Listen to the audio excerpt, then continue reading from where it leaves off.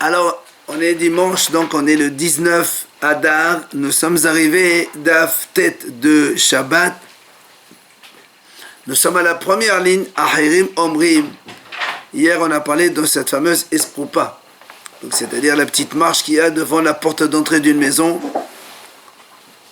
Et on a dit que donc c'était ma compétence, on avait le droit donc de déplacer de l'intérieur vers l'Escoupa ou de l'extérieur vers l'Escoupa, mais on ne prend pas l'Escoupa comme intermédiaire pour faire sortir de la donc de Menachot Yahid vers Menachot Rabim. Vient maintenant Ahirim Omrim.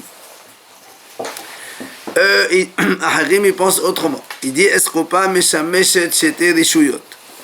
Il dit en fait la Escoupa, elle a un double usage. C'est Bizman Shepetah Patouach Kelefnim, Petah Naoul Kelachutz.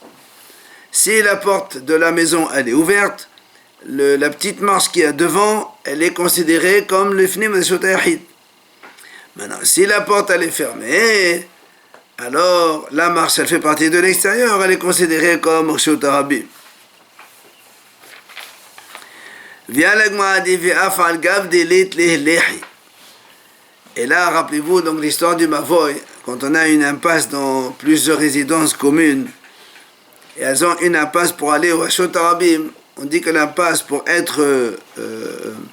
qu'on puisse porter dans cette impasse, il faut faire Eruv et mettre un lehi, un petit piquet comme ça, à l'extrémité de l'impasse devant Hashot Arabim pour faire donc distinction. Il vient ici, il dit, même s'il n'y a pas de lehi, eh bien, ça reste quand même, quand la porte elle est ouverte, ça reste quand même un Shotayahid. Alors là, on m'a dit comment, donc, comment on te dit, ça veut dire qu'on n'a pas précisé s'il faut impliquer ou pas. Là, on m'a dit, pourtant, Rav Hama, il a dit,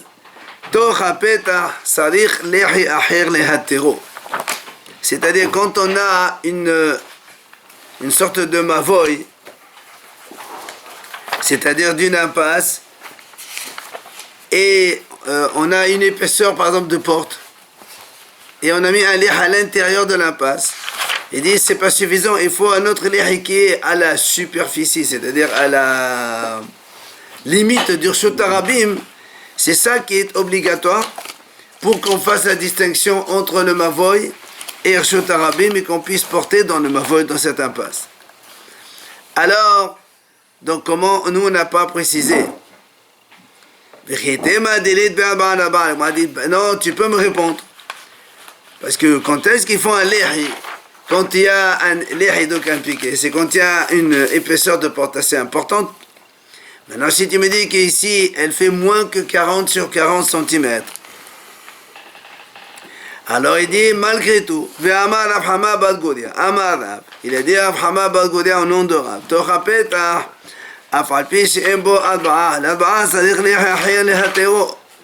Donc tu vois bien qu'il dit que même quand il y a une entrée de porte, qu'il n'y a pas de 4 sur 4, il n'y a pas 40 cm donc d'épaisseur, et il y avait un piquet donc côté intérieur, il faut quand même un autre piquet côté extérieur, donc vers la limite du Hashot Arabim.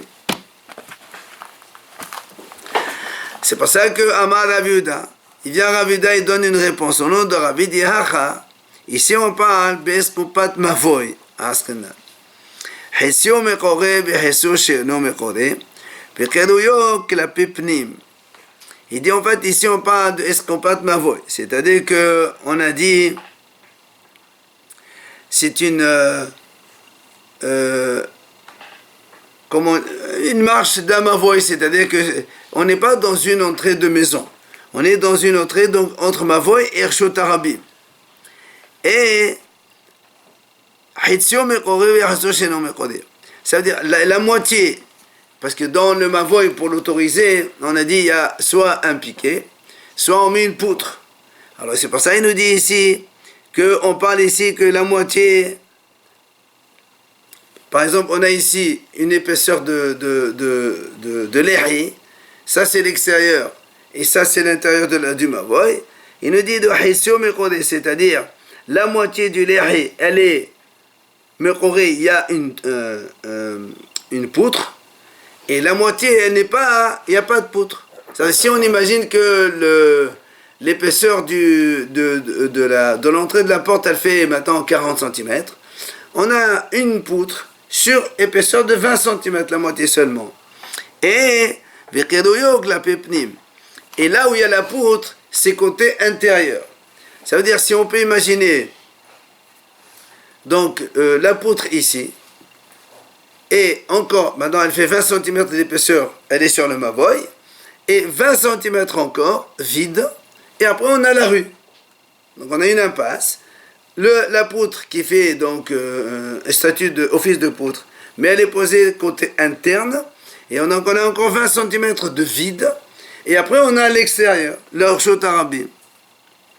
C'est pour ça que l'Agma a dit, Peta Patoa Kilifnim. Lorsque la porte elle est ouverte, Kilifnim. Cette marche-là, elle est considérée comme l'Ifnim. Puisque la limite, elle est entre là où il y a la poutre et là où il n'y a pas de poutre. Alors, quand la porte elle est ouverte,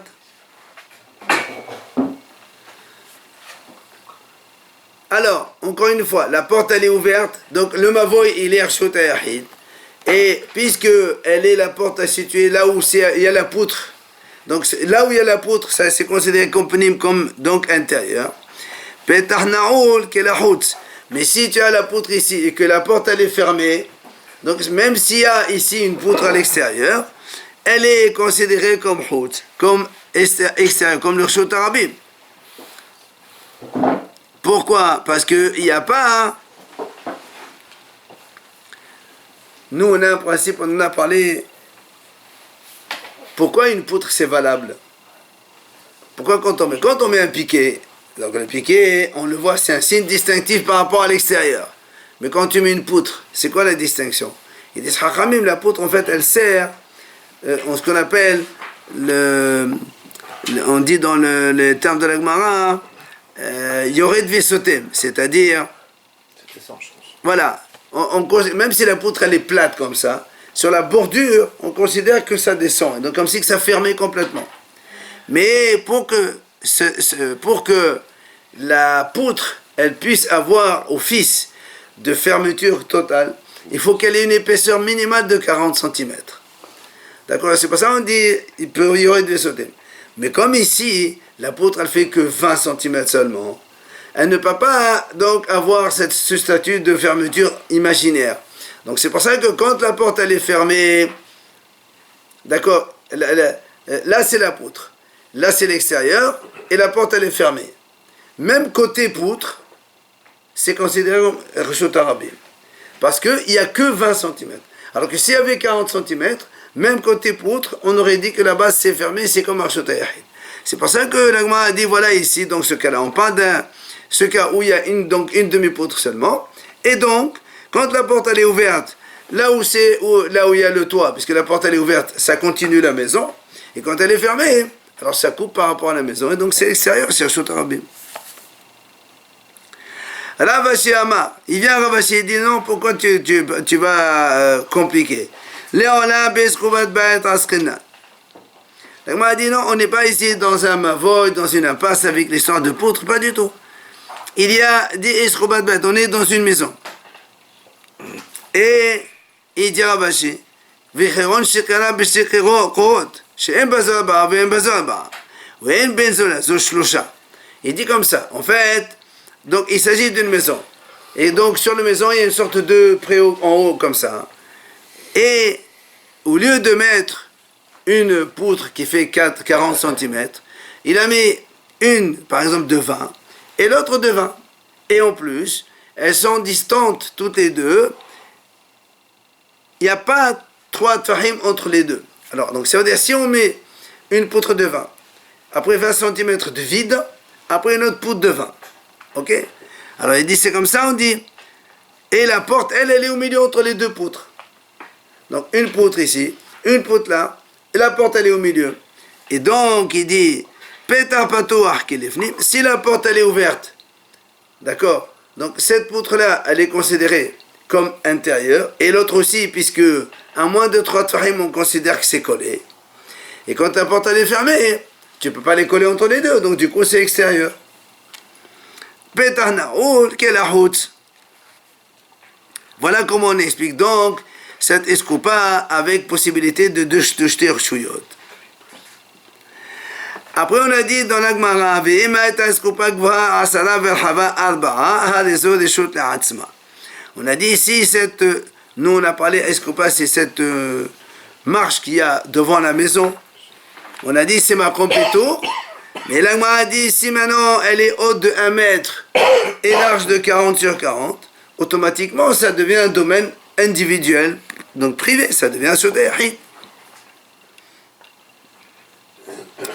Et la Gemara a dit mais ça y est, le Rav Yitzhak ben Avdimi, cela aide ce qu'il a dit Rav Yitzhak ben Avdimi, qui a dit היה אומר היה רבי מאיר, כל מקום שאתה מוצא שתי רשויות וכן רשות אחת. Rabbi Meir dit comme ça, quand tu vois deux domaines mais qui en fait ils sont le même domaine, כגון עמוד ברשות היחיד גבוה 10 ורחב 4, אסור לכתף עליו גזירה משום תל ברשות רבים. Il dit, comme ici chez nous, on a dit comme ça, si on a la maison, donc domaine privé, juste à côté, tu as une marche, on va dire comme ça, mais c'est pas une marche, puisque c'est une grosse marche qui fait un domaine privé aussi, donc ça fait privé et privé. Elle dit, c'est deux choses différentes, c'est deux domaines privés, on ne peut pas porter de l'un vers l'autre. C'est pas comme un seul domaine unique. Il y a un domaine privé, il y a un autre domaine, ça fait deux domaines privés. C'est ce qu'il a dit, il dit, exemple, il dit, imaginons que quelqu'un il a une cour. Et dans la cour, il a un poteau qui fait Gavoa Asara, il mesure 1 mètre de haut, et 40 cm de côté. Donc, ce qui fait que le hameau lui-même, il est un chute à part. Assou les katef ala. Donc, l'agma a dit là-bas, il est interdit de venir poser un chargement dessus pour s'arranger. Pourquoi? Il dit, Gzera meshomtel bershot arabim. Parce que sinon, on risque de faire la même chose quand on est dans la rue. Là, il se trouve qu'on est dans une résidence, dans une cour commune. Et donc le poteau, il est considéré comme Sotah Yahid. Si on permet de faire ça, demain, quelqu'un, il est dans la rue, il va poser aussi de Birshot Arabim, il va poser ça sur un poteau comme cela, qui est lui un domaine privé. Et là, il viendrait à faire un péché de Sotah Arabim et Sotah Yahid, qui est Minatora. C'est pour ça que donc on fait une Xerat Chachamim de ne pas le faire même dans Sotah Yahid. Et c'est pour ça qu'on a dit ici aussi, quand il y a une maison et à côté un escoupa qui fait Sotah Yahid, on n'a pas le droit de transporter, de déplacer de l'un vers l'autre. Matiti, nouvelle Mishnah. Maintenant, la Mishnah va nous donner quelques enseignements concernant les choses qu'on n'a pas le droit de faire vendredi après-midi. Et juste avant, elle nous donne les cas des choses qu'on n'a pas le droit de faire de façon générale tous les après-midi pour ne pas venir à rater la tfila de Minha. Matitin, lo yeshev adam lefnei sapan samour le Minha. Un homme n'a pas le droit d'aller chez le coiffeur pour se couper les cheveux en semaine normale avant l'heure du Minha. Une demi-heure avant l'heure du Minha, on n'a pas le droit. Pourquoi? Parce qu'on craint que après ça tarde un peu, il y a des complications, le coiffeur il casse ses outils, il n'a pas de quoi remplacer, et donc ça va embêter. Donc ça m'a rendu jusqu'à ce qu'il prie. D'abord il fait Minha, après il va chez le coiffeur. La même chose. Un homme n'a pas le droit d'aller au bain, puisqu'à l'époque, vous savez, on avait déjà dit que le bain de l'époque c'était quelque chose de un truc public, donc on y va rarement, et quand on y va, il y a danger, il y a les poutres, il y a l'eau en bas, le feu et tout ça. Donc, vélo la botte sacrée non plus, on n'a pas le droit de faire de la tannerie, parce que là aussi ça peut traîner et rater Minha. Vélo les rôles ni d'aller faire une saouda une demi-heure avant Minha, on ne va pas faire un grand repas, parce qu'on a peur de traîner dans le repas et de rater Minha. Vélo la din, non pas, on n'a pas le droit de commencer un jugement, un tribunal aux tribunaux d'Israël, on n'a pas le droit de faire ça parce qu'on a peur que le jugement traîne et que ça va rater minha. Maintenant, ici ils ont commencé, eh bien ils ne s'arrêtent pas, ils continuent. Si on a commencé, on ne s'arrête pas, on continue. Ou la siouda, ou le bain, ou le coiffeur, tout ça, si on a commencé alors que normalement on n'avait pas le droit de le faire, eh bien on continue. Il faudra la tefila. Après, évidemment, on verra dans la Gemara comment ça se passe. Enfin, la Mishnah nous dit mafsiqin li qri'at shema ve'en mafsiqin li tefila. Quand on a dit on ne s'interrompt pas quand on a commencé un travail ou autre, ça c'est pour la tefila, pour la hamida. Si quelqu'un il n'a pas fait minha par exemple, il peut continuer en attendant de faire donc et de trouver après le temps de faire minha. Mais par contre, si c'est pour le schéma, là il doit s'arrêter. Il fait le schéma, après il continue. Pourquoi? Parce que le schéma, c'est Minatora, et donc il doit s'arrêter. Ça, c'est la Mishnah. Vient la Gemara poser la question. Hey, Samour le Minha. Quand il a dit un homme n'a pas le droit de faire tout ce qu'on a dit dans la Mishnah, proche de Minha. La Gemara dit de quel Minha tu parles? Et les Minha Gdola, si tu me dis une demi-heure avant Minha Gdola, c'est à partir de Hatzot, une demi-heure. On m'a dit, pourquoi tu n'as pas le droit de faire ça? Amaïla, il y a largement le temps. Combien tu veux, même si ça traîne 1 heure, 2 heures, 3 heures, tu as encore largement le temps pour faire minha. Pourquoi non? Et là, ça mourre le minha tana. Donc tu es obligé de dire, quand on a dit assour, c'est avant minha tana. Minha tana, on est à 2h30 avant l'ashkira. Donc là, il faut faire attention de ne pas aller faire ce qu'on a dit dans la Mishnah pour ne pas traîner et après rater minha. Alors on m'a dit, si c'est comme ça, si tu parles de minha tana, alors comment tu as dit, si on a commencé, on ne s'interrompt pas, est-ce que Nehema, Tehwe, Tehufta de Rabbi Yoshua ben Levi, est-ce qu'on va dire que notre Mishnah va être une objection contre Rabbi Yoshua ben Levi? Pourquoi? Parce que Rabbi Yoshua ben Levi il a dit כיוון שהגיע הזמן תפילת המנחה, אסור לאדם שיטעום כלום קודם שיתפלל תפילת המנחה. Rabbi Yoshua ben Levi il a dit, quand il arrive le temps de minha, un homme n'a pas le droit de goûter quoi que ce soit avant de faire minha. Ça veut dire quoi? Et quand il arrive minha, il faut s'arrêter. Alors nous on a dit ici, on a commencé, on ne s'interrompt pas. Donc question contre Rabbi Yoshua ben Levi. Quand il dit asur l'adam shit'om, ça veut dire que quand il arrive minha, tu vas t'arrêter de manger.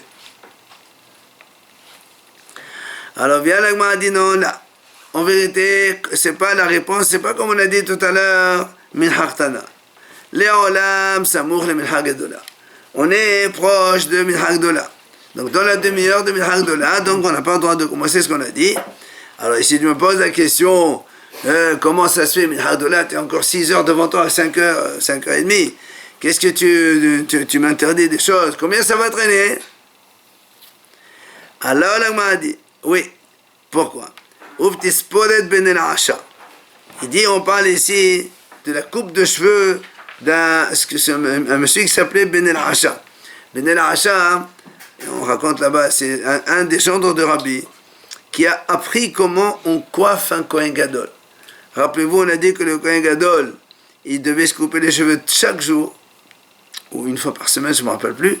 Et donc, la coupe, elle est spéciale, c'est-à-dire que chaque poil, il doit arriver à la racine du poil voisin et ainsi de suite.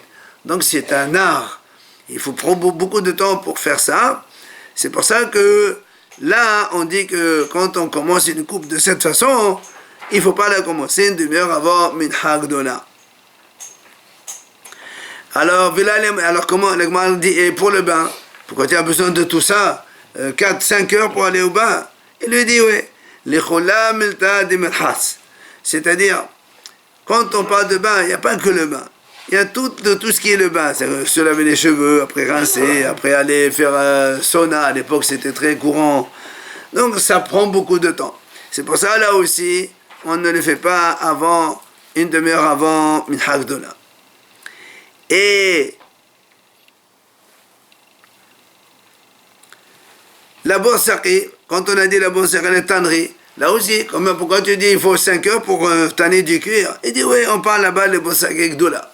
Quelqu'un il a beaucoup de choses à faire, et donc quand il a beaucoup de peau, ça risque de traîner beaucoup de temps.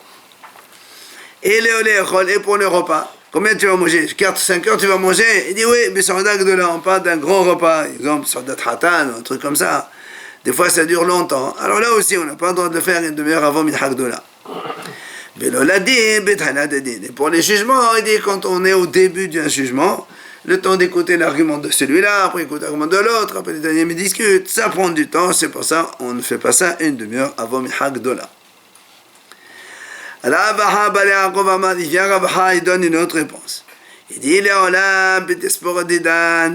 en vérité, je peux te dire qu'il s'agit d'une coupe de cheveux la nôtre normale, ordinaire. Mais tu me dis alors dans ces cas-là, il faut tant de temps.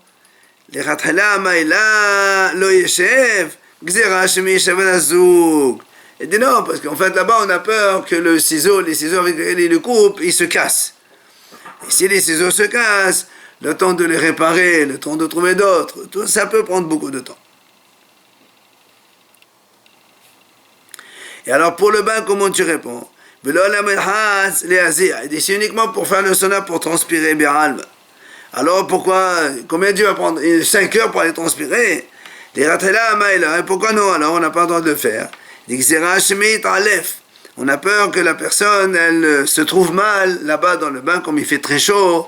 C'est pour ça donc s'il fait un malaise et tout ça, et le temps de soigner tout ça, il va venir à Rato Minha.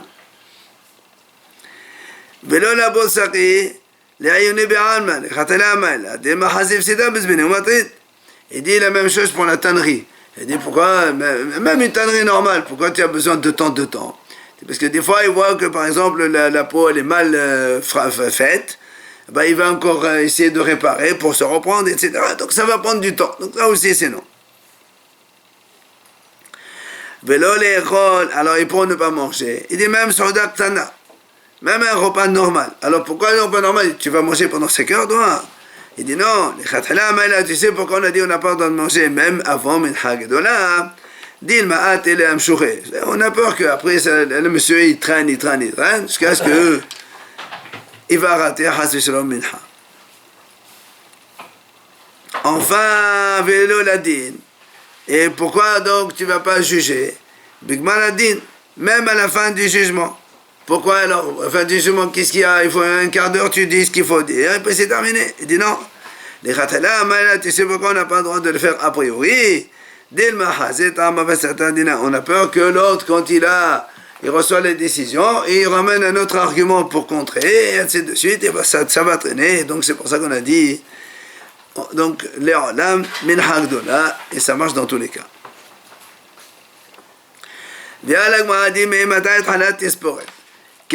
Quand on a dit on n'a pas le droit d'aller chez le coiffeur une demi-heure avant Mincha, qu'est-ce que tu appelles début d'une coupe? Ça veut dire que si je vais 35 minutes avant, qu'est-ce que tu appelles début de la coupe pour me dire qu'une demi-heure avant Mincha, tu n'as pas le droit? Amar Alavavin, dès qu'on lui pose la robe de coiffeur, vous savez, pour ne pas qu'il se salisse avec les cheveux, dès qu'on lui a posé ça, ça s'appelle début de la coupe. Et donc, une demi-heure avant, dans la demi-heure, il faut commencer avant la demi-heure.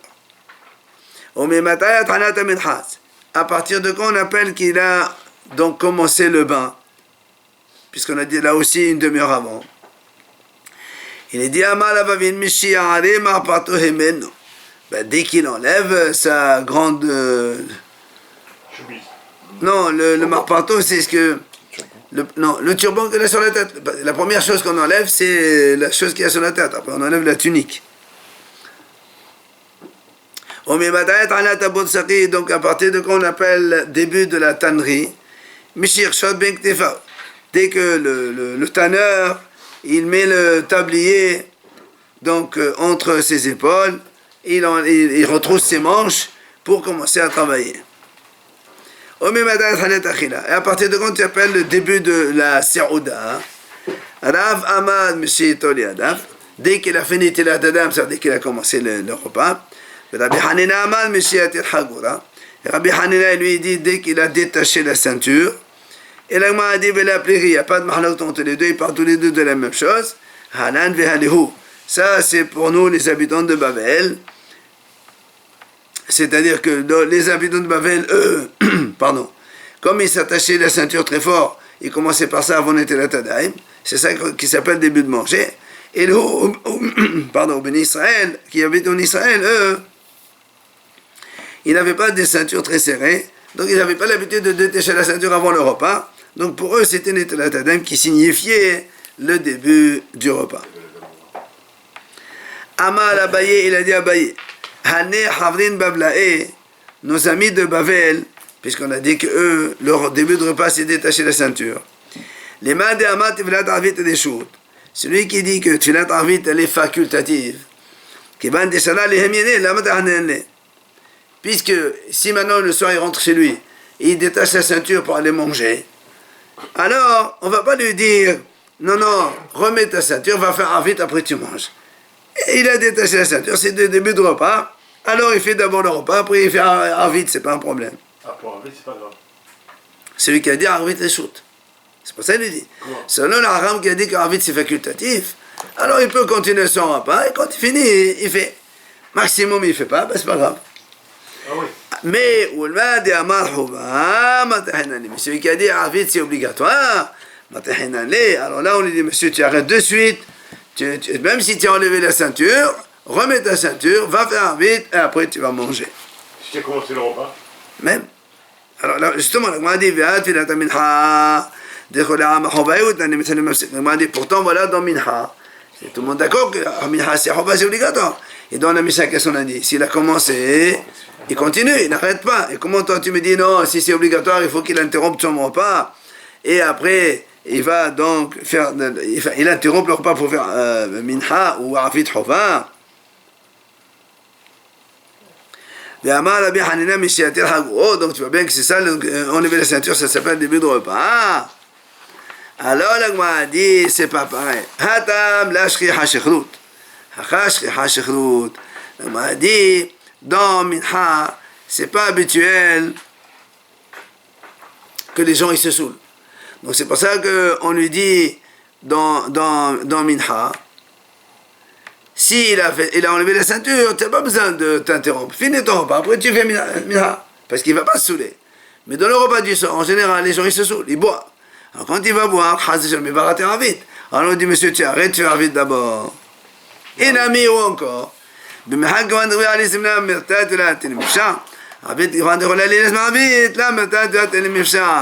dit, une réponse beaucoup plus simple. Il dit, Minha, c'est un temps. Minha, tu as l'après-midi, tu restes 1 heure, 2 heures, 3 heures. Tu sais que tu peux faire Minha. Alors les gens, ils ont un petit peu peur. Alors même s'il commence à manger, il sait très bien qu'il va s'arrêter pour faire Minha. Mais Arvit, le temps d'Arvit, c'est toute la nuit. Alors chaque fois, il dit, allez, attends un petit peu, encore un petit peu, on mange un petit peu, on mange un petit peu, et hop, à la fin, il va s'endormir, il ne va pas faire Arvit.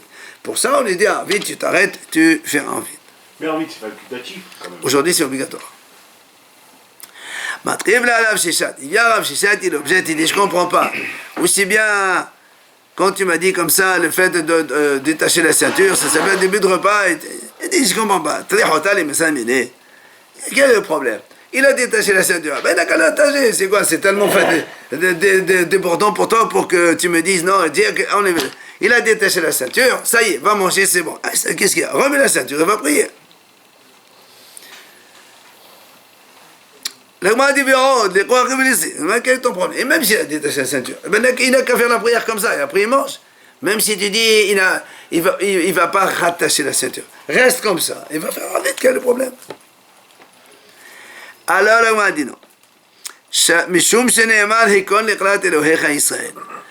marqué dans le pasuk, prépare-toi pour aller rencontrer Hachem ton Dieu. Et quand on se prépare devant Hachem, on y va bien habillé correctement. Pas tu vas sans la ceinture, ça ne marche pas comme ça. Et il rattrape la ceinture. Apparemment, c'est pas possible. La Gemara dit là-bas, balavuna, la mépousse makayom saleh. Rabba, il dit, il mettait des chaussures hachuvim, et priait. Amar, il a dit, Comme on a dit, nous, ça veut dire que pour aller devant Hachem prier, on ne va pas se mettre. Aujourd'hui, les gens te disent, il fait des fois avec à la maison, il est en pantoufle. C'est pas lui, mais il reste pas en pantoufle, il met des chaussures kavod et il fait donc tfila. Rava, l'Agma raconte à propos de Rava, Shadeglimé ou Fachariade ou Masle. Et lui, Rava, lui, au contraire, il enlève sa veste avant de prier, il enlève sa veste et il se met comme ça les mains croisées l'un dans l'autre et il prie. Pourquoi? Amar, Kavda Kamemare. Parce qu'il dit il se considère comme un serviteur devant son maître. Et je ne veux pas montrer que je suis important. Au contraire, je me rabaisse devant Hachem Yitbarach. Donc j'enlève mes habits de kavod et je me prépare devant Hachem pour faire la tefila comme un esclave serviteur devant son maître. Amar Ravashi. Il y avait un Ravashi, il dit comme ça. Hazinale le Rav Kahana. Moi j'ai vu Rav Kahana. Qui kassar be'alma. Quand il y a donc la souffrance dans le monde, ça veut dire qu'il y a des problèmes. Quand il y a des problèmes, alors lui,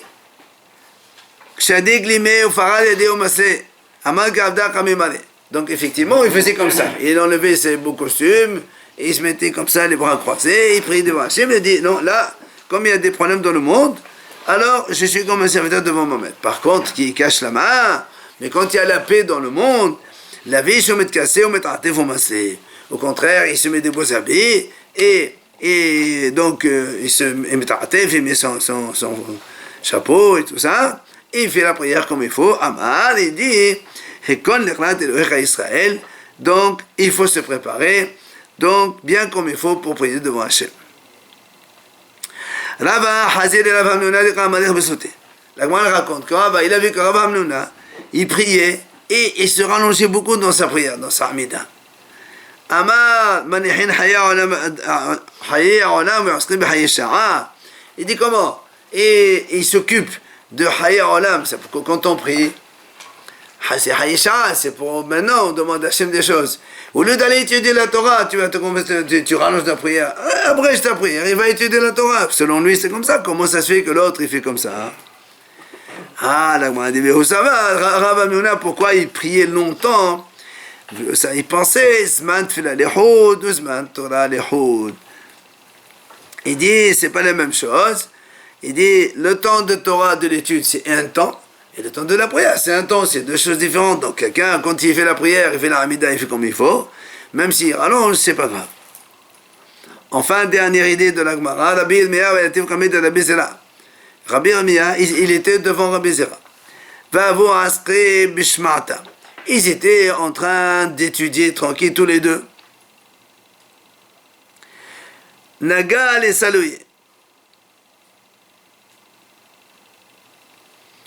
Le temps, ils ont tardé pour prier. Et Rabbi Yirmiyah, il n'arrêtait pas de bouger, il voulait se lever pour aller faire la tefila. Du coup, Rabbi Zera, il a dit le pasuk, il n'est pas content de ce comportement même, puisqu'ils étaient en train d'étudier la Torah, comment il veut se lever pour faire la tefila. Il a dit, celui qui enlève ses oreilles, il ne faut pas écouter la Torah, même sa prière, elle est considérée comme abomination. Ça veut dire qu'il lui a fait comprendre que quand on est en train d'étudier la Torah, eh bien, on n'a pas besoin de prier. C'est ce qu'il lui dit. Donc c'est pour ça qu'il dit, si tu ne veux pas écouter parole de Torah, même si après tu vas aller prier, ta prière est contrainte du tout, c'est pas bon. Bon, c'était à leur époque. Voilà, on a ça pour aujourd'hui.